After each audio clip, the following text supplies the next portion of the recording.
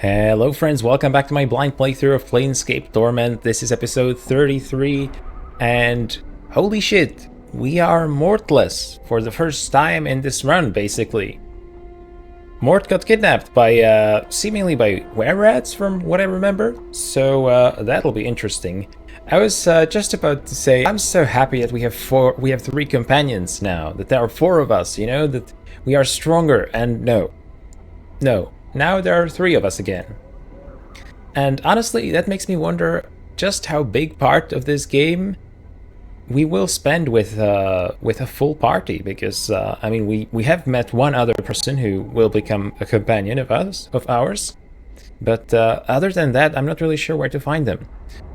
So that kind of makes me think that we are relatively early on in the story, but then again, we just progressed into the lower wards. We just appeared here, and I don't think we can go back in any way. Not easily, although... Hang on, let me just... Okay, I guess I could go here, and that would take me back. Maybe. Yeah, because I was thinking... oh, I hope I didn't lock myself out of any of the unfinished side quests that I did in the Hive, you know? But I think we're still pretty early on in the game, right? Story-wise. So I really hope I did not lock myself out of anything. Anyway, a whole new area, and an exciting one at that. Although maybe first I should check in with my companions just to see if they have anything to say about Mort's disappearance. What is your will? Dakon, do you have anything new to say? I wanted to ask you about our travels. Okay. Not that part, not really. I don't want to ask about the city of Sigil just now. Well, I was just checking if you're here. Oh no.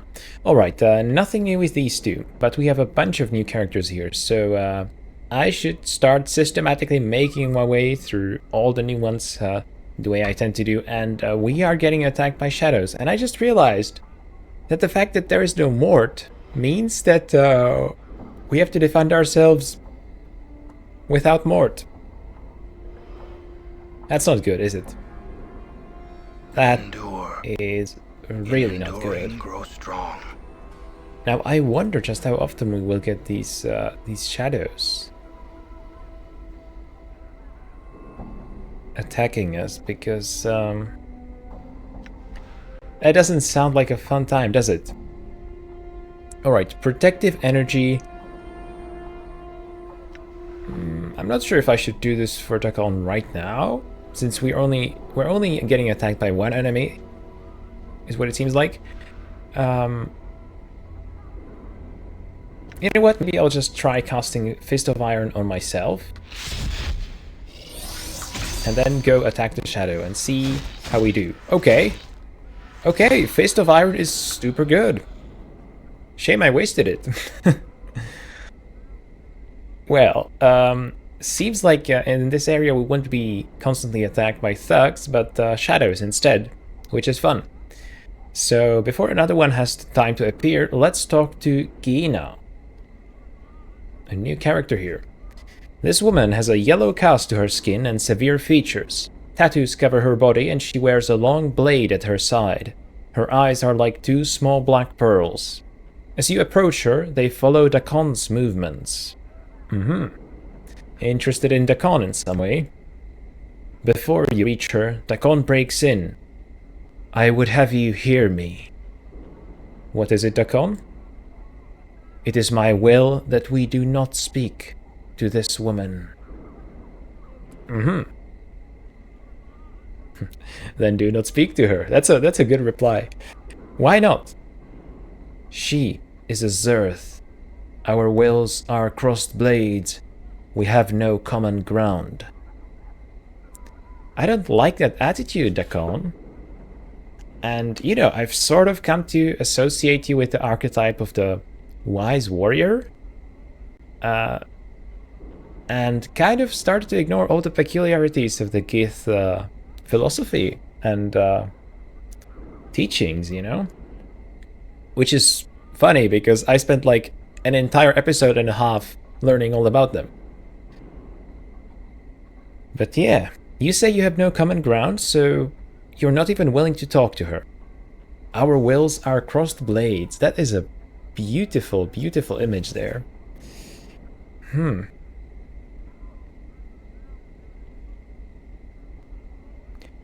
Well, I kind of want to accommodate him, but at the same time I want to talk to this woman, right?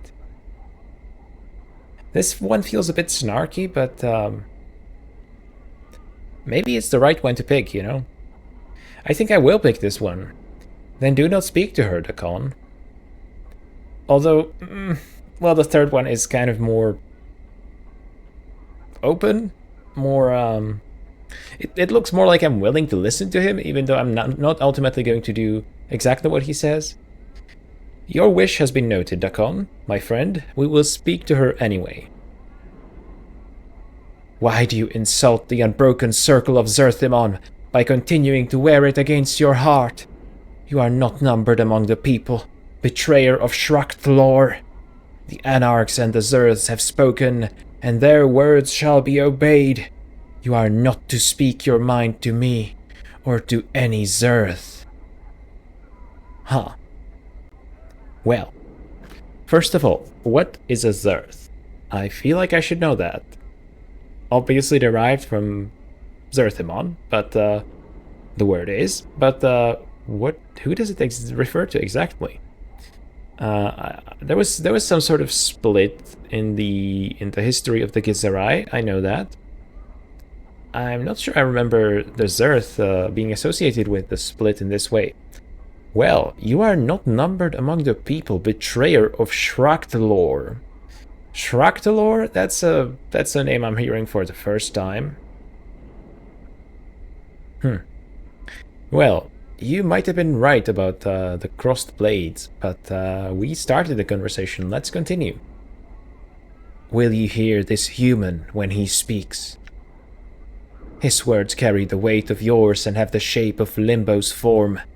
I will not hear you, Dakon. Well, well, she knows him by name.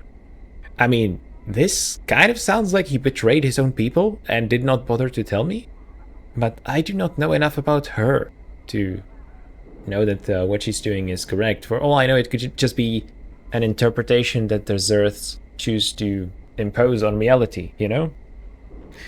I will not hear you. Well, he travels with me, Kii'na, disciple of Zerthimon. He comes to you to hear the words of Zerthimon, which you as a Zerth must impart. Will you hear him? Oh, okay. So now he's using who she is against her in a clever way.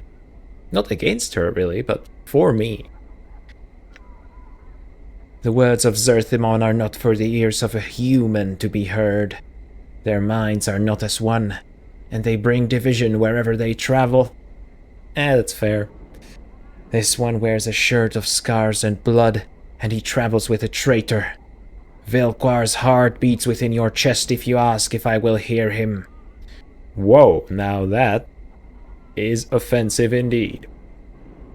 She is basically calling him the worst kind of traitor to their entire people that he could possibly be, right?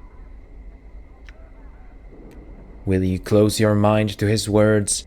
Know your words before you speak your mind, Kii'na, Zerth of Zerthimon. Well, this is a crazy verbal sparring match. I will not hear him. He will hear me. Oh, okay. Looking for logical loopholes now, but sure. That is sufficient. Dakon turns to you and speaks in your language. She will teach you. Oh, that's right, they were speaking another language. I don't think it said anywhere, right? No, it did not. She will teach you. Well, well, well. The Gith woman turns to you. Her black pearl eyes glint dangerously. You are not known to me, but your trappings speak ill of you, human. Your body is a book written in scars and blood, and you walk in the shadow of a pariah that claims to speak for Zerthimon himself. Speak your mind. Shadow of a pariah.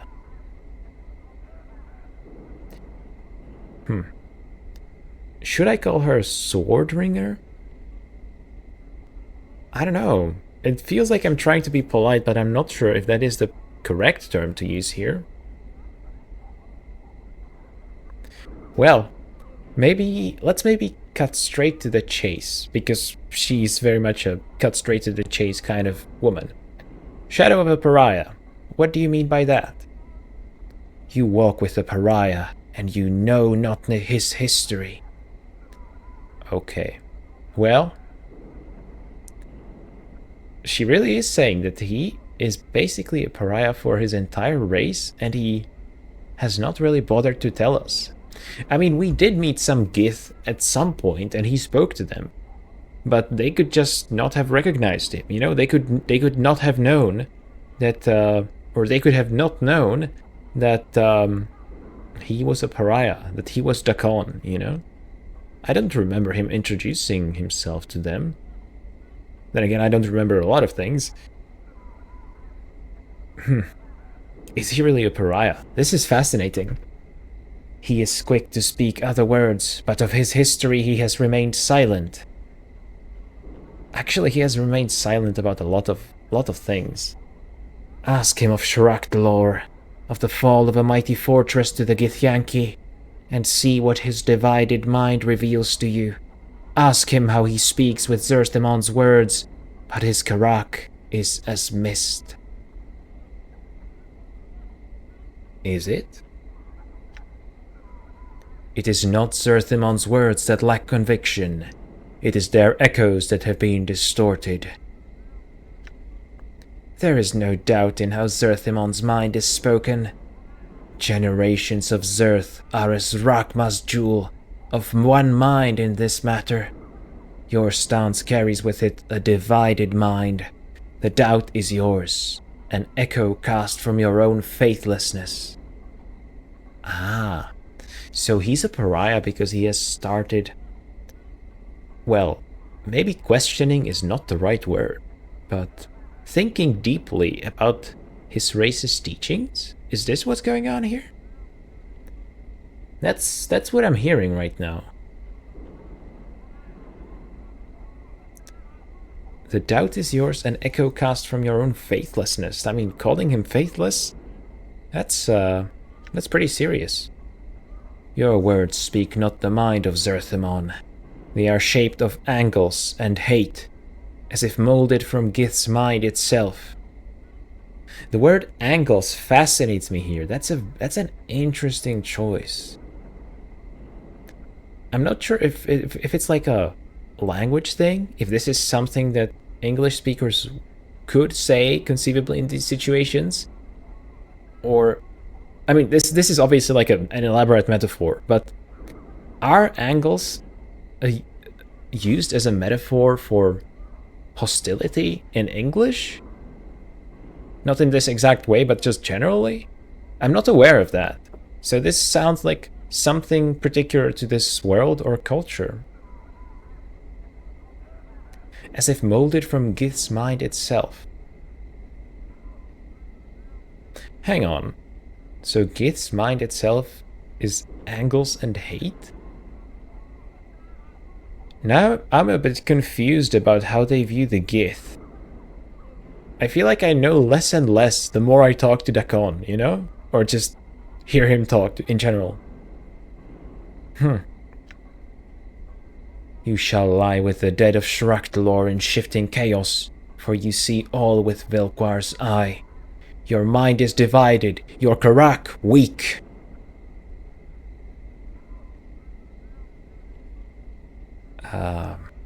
Well, we have an option to escalate here. I'm not sure if that would be the right one. Standing in the way of the blades seems not great for my health. Let's do it anyway. As if sensing your intent, Dakon speaks to you without breaking the gaze he holds with Kii'na. Hold fast, and do not stand in the way of our blades.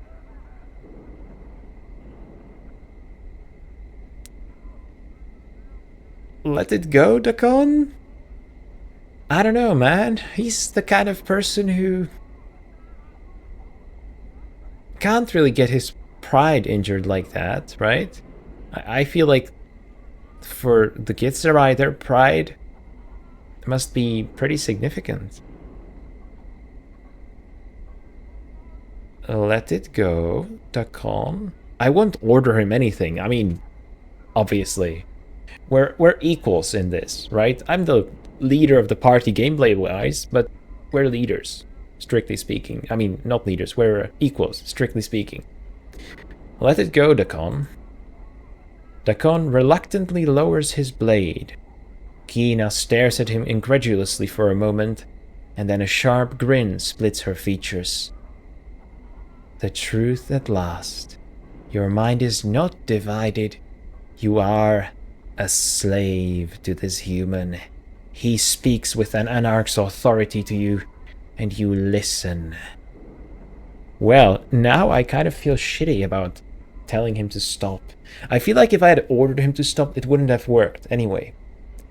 But, you know, telling him to stop as a friend did the trick.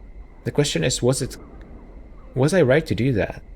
What would have happened if I had chosen to let them fight it out? Could he have died? Could he have, like, actually died? That would have been crazy. Maybe. I don't know. Maybe. Your mind is cast in Gith's mold, Kii'na. Dakon, let's go. You have lost your way, Dakon. Know that I hope you find your path. I pity you. Farewell. Oh, and then she hits him with the I pity you and I hope you find your path. That's kind of demeaning. I don't like that. It doesn't feel genuine at all after what she said. Let's go. Well, that was a conversation. I kind of regret speaking to her despite his warnings or his reservations. Then again, we did learn something from that, so it was worth it. Dakon, you want to chat about this? There are things I would know. Maybe about the Githzerai. Doesn't really seem willing to talk about anything. You know, that's kind of a shame that this game doesn't seem to be giving me an option to do this. I mean, I feel like it would come up in this category or teachings. No. See, that's what I kind of miss in this game, like the option to sort of talk with my companions about what just happened, you know? All right. Maybe it's something that will come up. I mean, this thing definitely will come up down the line, right? This conversation or this whole thing with Dakon being seen as a pariah, supposedly. But yeah, we will see. Anyway, now we have Korur, who looks to be sort of a strong warrior.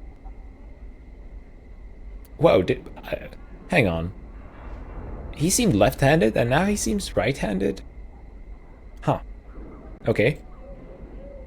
You see a middle-aged man wearing dusty clothes. He does not appear to be in the best of health. His skin is pale yellow, and you see an occasional pustule along his arms. Greetings. He turns and glances at you from behind hollow eyes. His eyes narrow in suspicion as he continues to glance around. What do you want? His voice is raspy. I'm not sure I want to do a raspy voice because that makes it really difficult for me to talk. I have some questions. He turns his attention to you. Why are you bothering me for? I look the part of a tout. Not really, but you do seem to be a knowledgeable individual that I can learn from. I feel like he will not appreciate all these big words I use. He sighs. What you be wanting to know? What can you tell me about this ward? He looks at you like you're crazy. You coalesce? Craftsmen, shops, warehouses, all have their kip here. He squints at you, his eyes somewhat bleary. You looking for something in particular? Well, what's there to do around here, I guess is the question. He studies you for a moment, then looks at you knowingly. You looking to get your iron tempered, maybe? He laughs, which breaks into coughing. None of them places near. Might try some of the kips in the other wards, if that's what you be after. Okay. Fair enough. Who are you? He gives you a slight bow. Name's Korur. In my day I was a pretty good warrior. He pauses and sighs. Well, them days is over, but I still know a trick or two. Okay, someone who can teach me the warrior's way. Hang on. Warrior and fighter, are these two different classes or not? Anyway, I want to stay a mage, I think. Are you feeling alright? Nothing a few years of death won't cure. That's funny. He coughs and looks up. Here's been getting worse in the ward of late. By my reckon it should level out once the great foundry settles, or wind blows through from the spire. Wind blows through from the spire, huh? The Great Foundry settles. The Great Foundry. Did we hear of a Great Foundry before? I think we might have. So what is with the air here? It's mostly cause of all the portals. He has a coughing fit and then returns his attention to you. What do you mean by that? Lots of doors to the lower planes here, letting bad air and fumes and such from who knows what layer of the abyss. That's why this here's the lower ward. He laughs. A jaunt through this area is like breathing in a meal. Salt, smoke, pipeweed. It's all yellow blankets of smoke and stinging sulfurous gas that this ward spits out. He gives you a gap-toothed smile. Pretty, eh? Sounds, delicious. You mentioned, Hang on, let's think about this. So, actually, all the doors to the lower planes letting in bad air? Like, the actual portals are causing the air here to be breezy and, well, not stale. What's the word I'm looking for here? Just crappy, in general. Interesting. Anyway, about the foundry you mentioned. Center of the ward, pretty much. Look for the stacks. Them godsmen make a bunch of things out of iron. Nothing fancy, but they work. Add to the bad air, too. Godsmen? Is this another faction I should know about? The Believers have their kip in the Great Foundry, banging and singing and chanting their barmy silliness on being powers in the next 10 upon 10 and a bunch of other 10 lifetimes. Huh. So are they like, is their whole thing like reincarnation? He rolls his eyes, then spits a brown mass from his mouth. All they do is suffer and slave and work. I slave twice as hard. In no way am I going to be any sort of power, you understand me, Burke? He laughs hollowly. Godsmen. Let's write them down. Godsmen.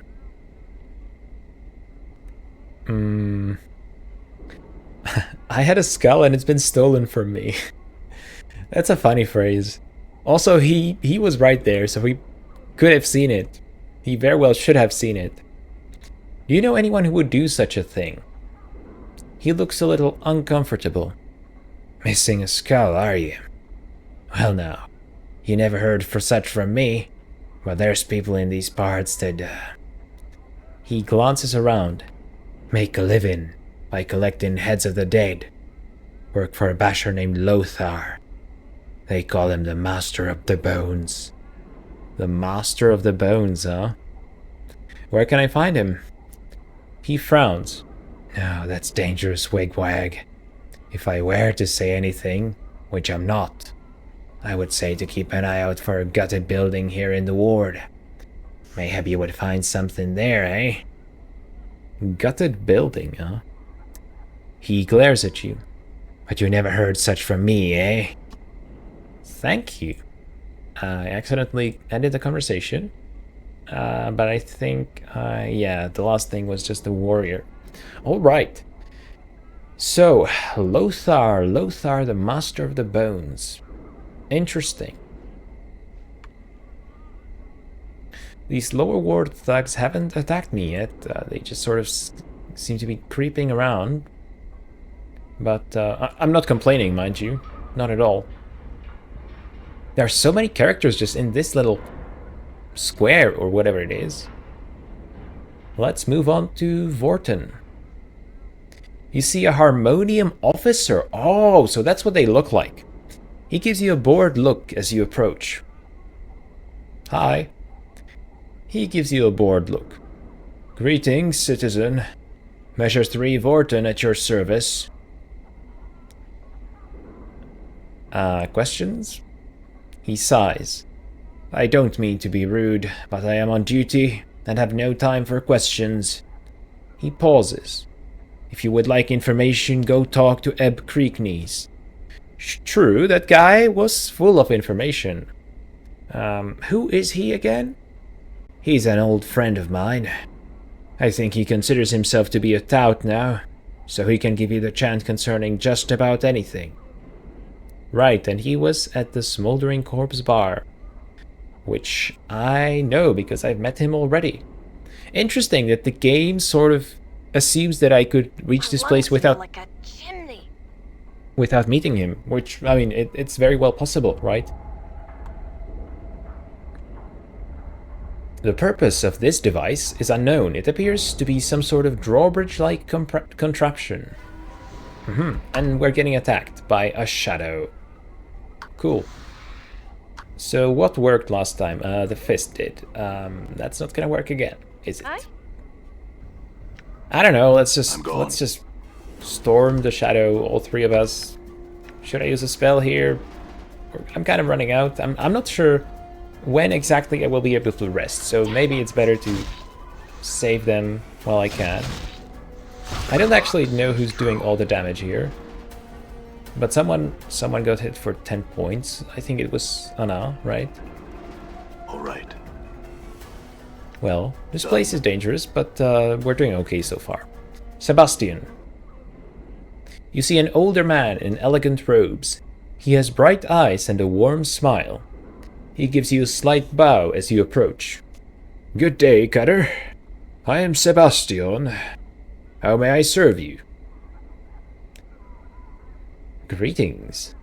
Greetings to you as well, Cutter. He stops in mid-sentence as he notices your scars. You see his eyes travel along them and his eyebrows arch in surprise. He returns his gaze to you. I was about to ask what I could do for you, but there is no need. I think I see why you came to see me, Cutter. Well, it's kind of presumptuous. I mean, I have no idea who you even are, but sure. An elegant older man, looks like a wizard, holds a staff. Could be useful to me in many ways. I have some questions. His smile broadens as he gives you a slight bow. Ask away, Cutter. He really likes the word cutter, doesn't he? It really doesn't fit in with how I picture him. Who are you? I am Sebastion, a mage of sorts. I do contract work for those who can meet my price. A mage of sorts. Interesting occupation. Is that another class that I can learn? To be a mage of sorts? I feel like that's what I am right now, to be honest. I'm a mage who hasn't really embraced casting spells. Really.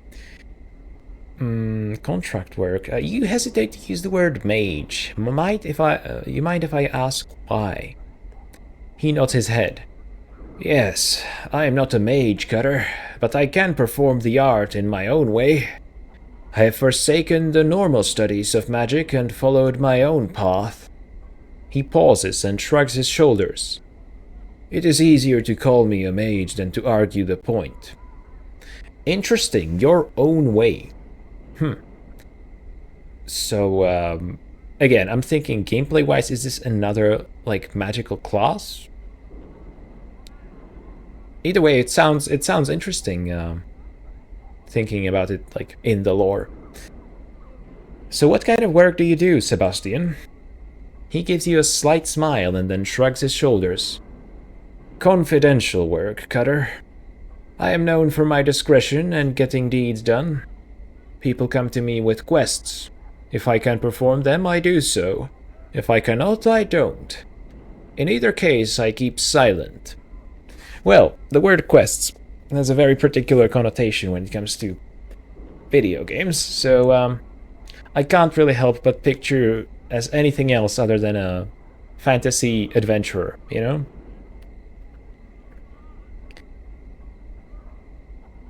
More questions. Well, what is this place? He gives you a quizzical look.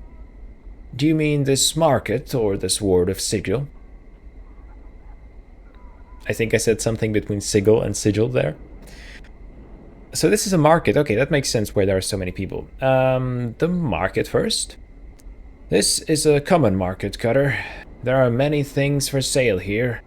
Spells, potions, information, women, men, just about anything if you can afford the price. Tell me about this ward. This is the lower ward, Cutter. Home of the common people and the industrial side of Sigil. It's not the slums of the Hive, yet it holds no splendor such as the ladies' ward. Yeah, we're actually moving up in the world. The name Lower Ward might fool you, but the Hive was really just a dump, wasn't it? It was the slums. Well, that's what it was. Why is it called the Lower Ward? Well, I feel like that's kind of self-explanatory, but he lets out a short laugh and shrugs his shoulders. That depends on your point of view, Cutter. The rich say it's because this is the home of the common or lower classes. If you ask those who live here, it's because of the portals and the incident. The incident? The only incident I know about in this world is when Ignis burnt down the alley of the angles. That was another instance of the word angles in this game, right? Dakon described our words as using angles, and then we had the angles of the ward. Anyway, unrelated. The incident. Yes, he frowns as he pauses to think. A long time ago, this was known as the Prime Ward. People new to the city were placed here and not allowed access to all of Sigil. There were many other restrictions placed upon them as well. Some Berg took offense to that and decided to form a rebellion. It went nowhere, of course, until he made a fascinating discovery.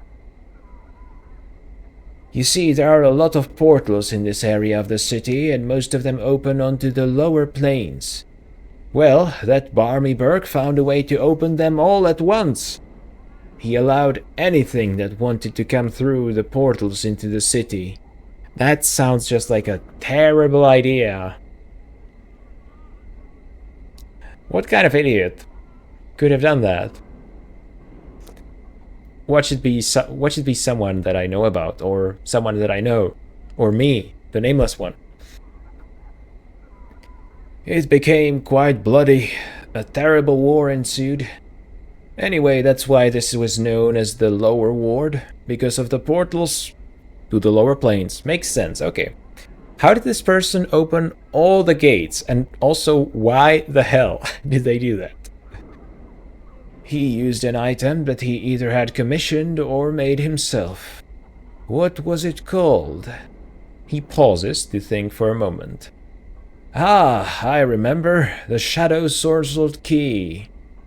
At the mention of the key, you begin to feel dizzy, the world around you freezes, and everything turns grey. Oh my god, it was me, wasn't it?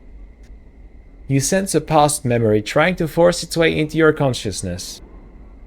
Let it come. I wonder what would happen if I kept repressing these memories. I wonder if that would change how the game turns out for me. Like, would it change my personality completely? Or is this a case of false choice? Like, I try to repress the memory, but actually I don't really manage, you know? Anyway, I will let it come. Updated my journal. The world around you fades, and you find yourself in the darkened streets of Sigil. Your heart is pounding, trying to break free from your chest. Your breath comes in ragged gasps. You've been running for hours, it seems, and yet you cannot stop. You turn a corner and enter an alley, finally slowing your flight. You feel your strength fade as you lean against a nearby wall and try to catch your breath. You become aware of something hard pressed into the palm of your hand. Glancing down, you open your clenched fist to stare at the gem embedded in the flesh.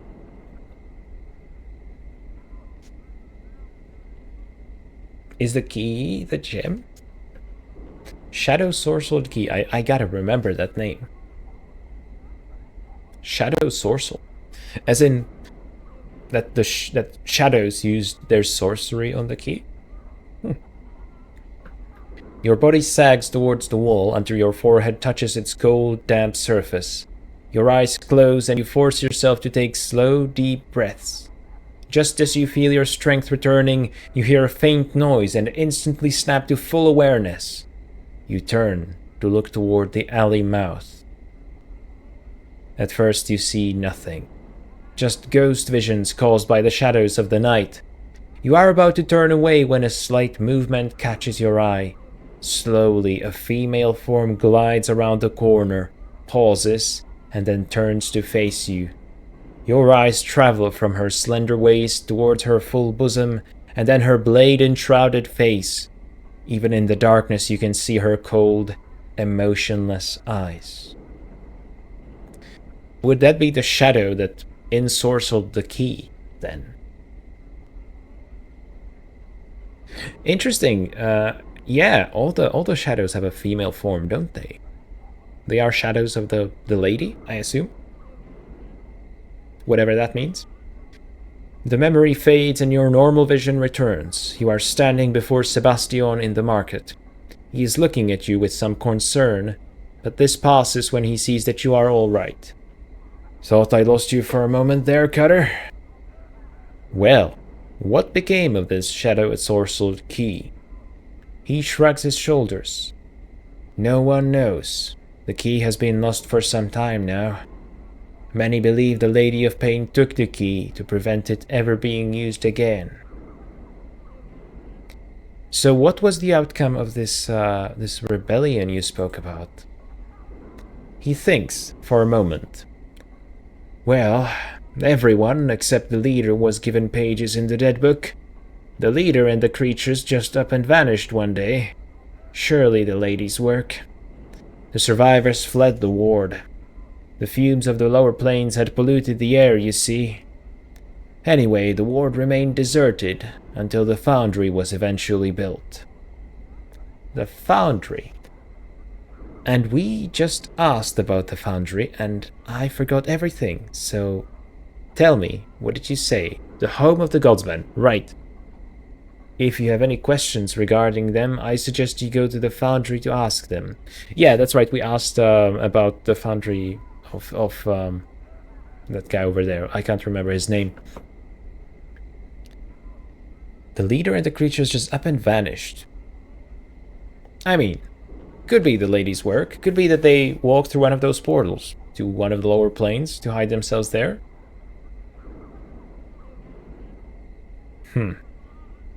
I see. Other questions, maybe? That's a fun question to ask after I had spoken to him for such a long time, but sure. What's going on around here? He looks at you suspiciously. What do you mean, Cutter? He looks around and spreads his arms as if to encompass the whole ward. Life, Cutter. Life as usual. Nothing more. Well, that's kind of suspicious, you know? Not even his response, just the fact that I can ask the question. I had a talking skull and he was kidnapped. Honestly, this way of putting it makes it sound like he was my property, like he was my pet. Like he was the pet Limlim that I've been carrying around in my inventory for quite a while, actually. I should check how he's doing. Or it, she, whatever. I had a talking skull and he was kidnapped. Can you help me? He stares at you for some time before answering. A skull. Well, if I were to hazard a guess, I would say that your skull is now in the possession of the Master of the Bones, which means you should get yourself another skull, Cutter. I can't just replace him. He's not a thing. What can you tell me about, Lothar, was it? He frowns and glances about for a moment. His name is Lothar, and he does not appreciate the intention of others. I know nothing of him and can answer no questions about him. You can actually see a hint of fear in his eyes. Let us speak of another subject, Gutter. Interesting. This Lothar must be a very powerful individual indeed in this ward. Tell me where I can find him. Come on. He glances about nervously. A ruined house somewhere in this ward leads to his domain. I know nothing more. You can actually see a hint of fear in his eyes. And he says the same thing as before. Okay. A ruined house, then be on the lookout for a ruined house. I got the impression that you can help me with my scars. Yes, my impression is based on the fact that you told me, you basically told me that you can't help me with my scars, so... Do I really need help with my scars? I don't know, maybe they make me look... I don't know, experienced, perhaps? Well, I won't say no to help. It will probably give me some sort of bonus anyway. He smiles at you and shrugs his shoulders. Hang on, didn't we get help with our scars way back in episode 1 or 2 at the mortuary from someone who like partially patched us up, I think? Maybe. He smiles at you and shrugs his shoulders. Perhaps, Scudder, perhaps. He leans forward and begins to examine your scars carefully. He runs a finger along several of them, mumbling to himself. Finally, he looks up at you. Yes, Cutter, I can help you. I cannot cure you, but I can alleviate the worst of your condition. My condition being dying over and over and over again. And your price would be? Ah, yes, the price. He begins stroking his chin and stares at you. You get the impression you are being weighed somehow. He seems to come to some sort of a decision. I have a job that I think you could perform. Do go on. I have signed a contract with a certain creature. I am no longer able to fulfill the contract. It is beyond my abilities. However, the creature will not release me from the contract. Instead, it has threatened me with death until I fulfill the contract. Let me guess, it's a... Well, I was gonna say it's a dustman, but could be... I don't know, who do I know that could be described as a creature? Perhaps the Black Abishai.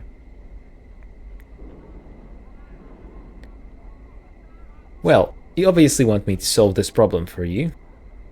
He sighs. Yes, I cannot do it myself. My reputation demands that I fulfill the contract or face the consequences. I am at your mercy in this regard.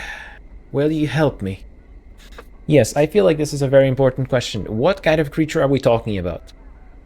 Because if this is the Lady of Pain, I would rather not piss her off any further than I already have. An Abishai. Oh my god, I actually guessed right. It is an Abishai.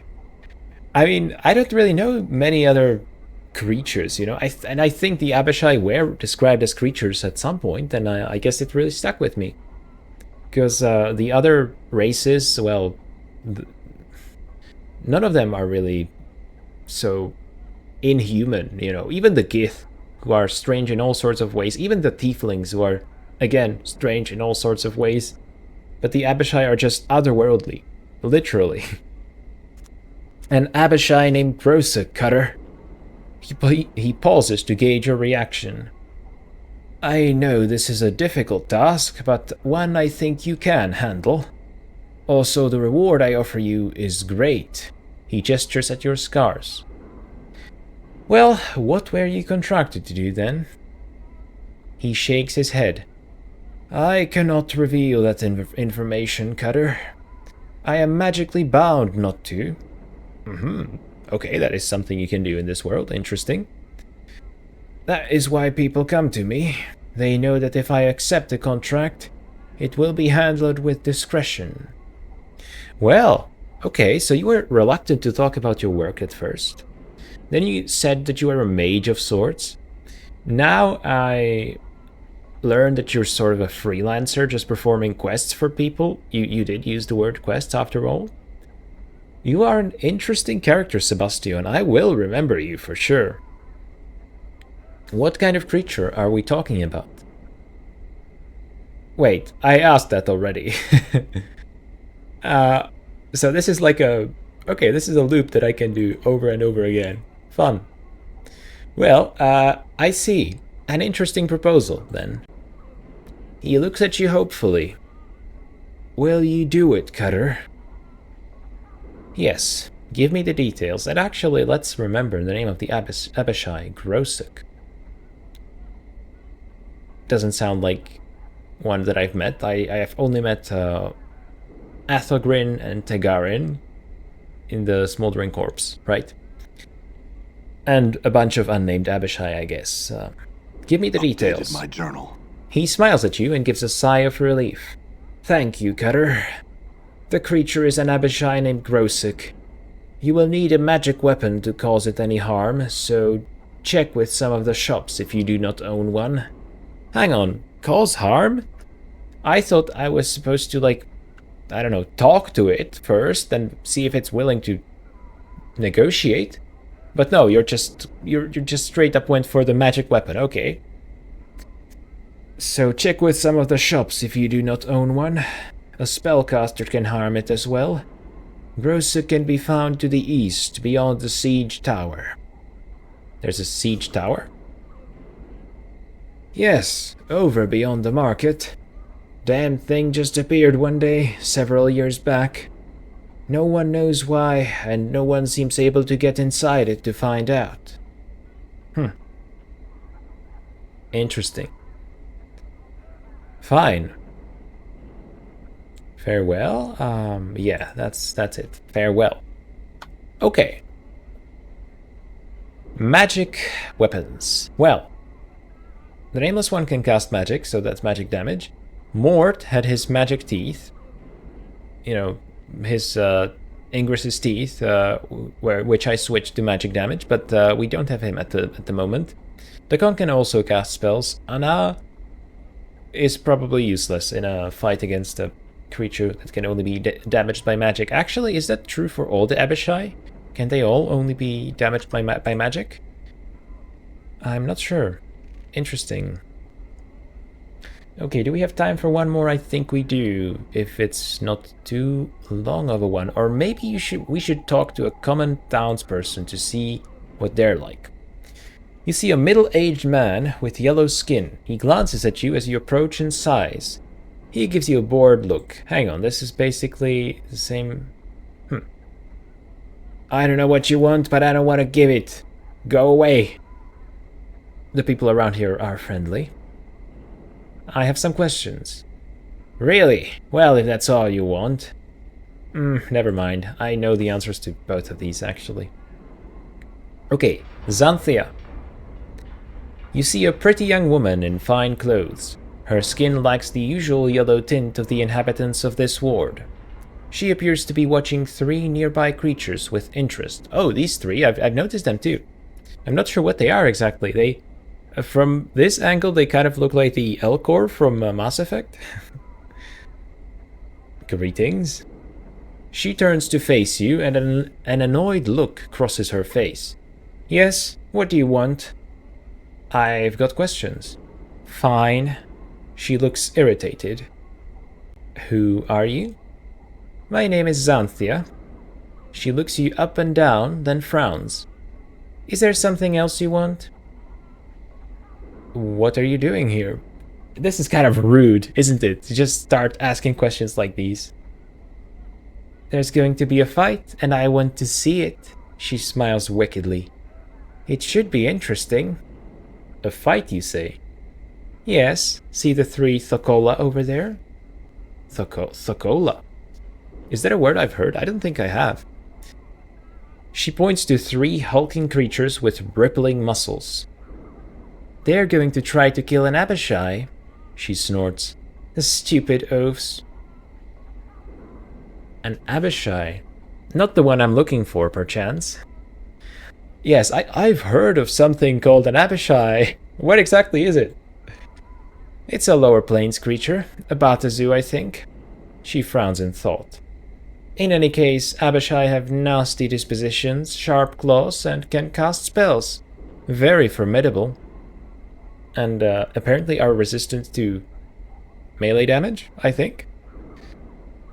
Or physical damage, rather. Unless that's only the case for the specific one that we are about to hunt. Well, the Thokola look like they can take care of themselves. What's the problem there? Are they not too bright, or...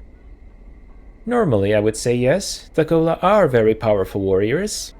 She smiles slyly and leans in to whisper to you. However, I know something they don't. Meaning?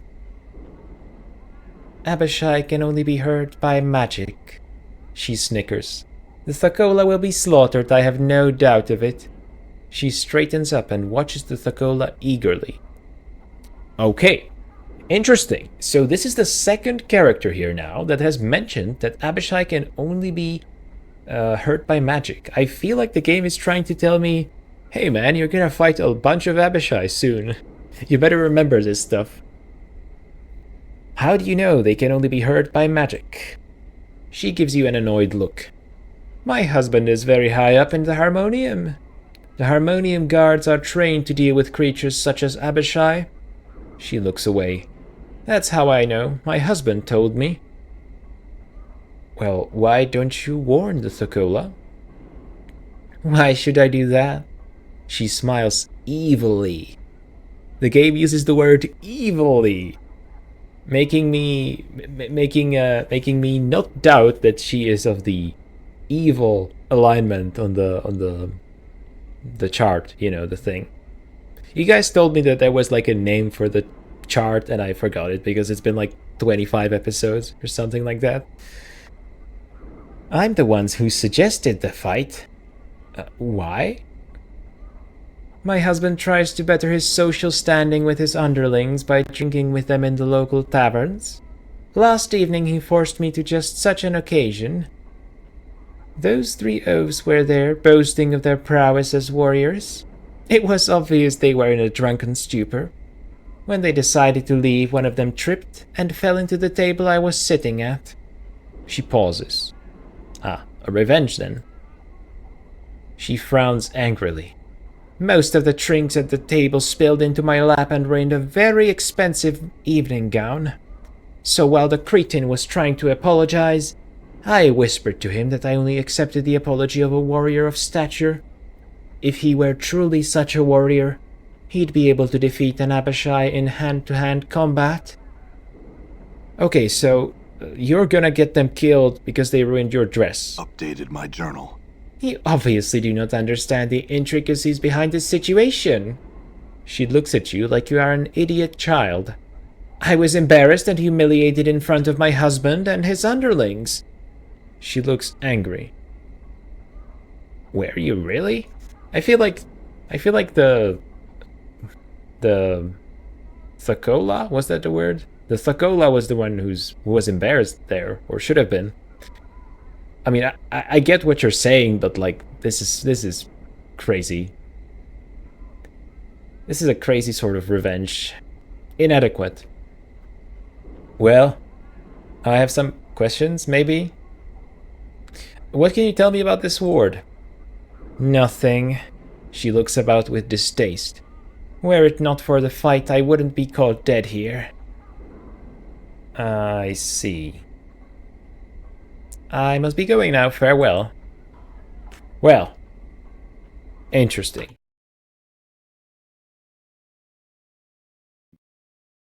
Man, what a bitch.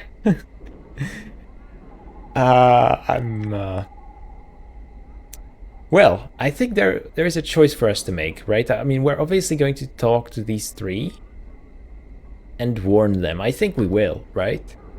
Because it just seems like the right thing to do, and I'm not sure if I want to play a particularly good nameless one, but I know for sure that I don't want to play an absolutely evil one. So I think we will try to talk to these guys the next time and see if we can warn them, unless they do something truly horrible to change my mind.